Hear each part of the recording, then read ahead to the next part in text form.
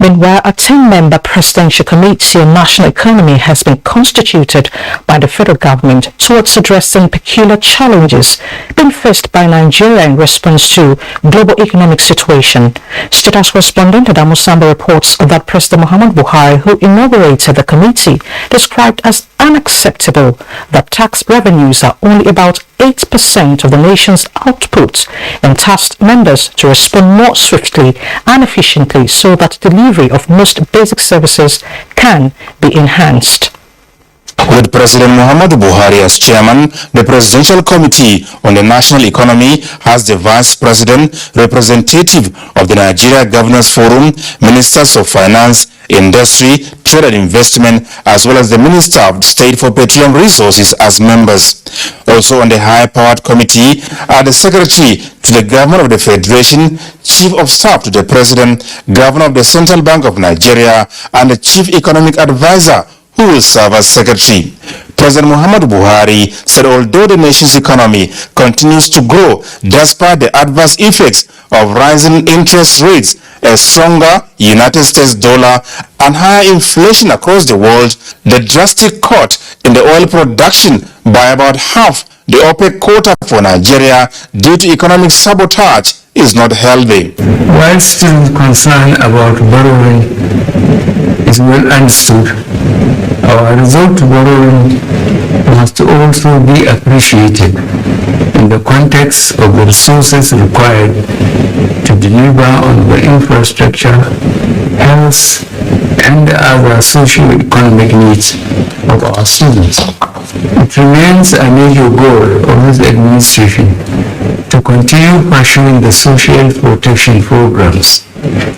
These programs provide support to the most vulnerable of our students. Government, he also said, is not unaware about resource mobilization and utilization as well as fuel subsidies, saying, however, that his administration's objective remains to ensure that spending is efficient and result-oriented. However, the right balance needs to be struck to ensure that as we protect our citizens, we do not leave room for inefficiencies and leakages.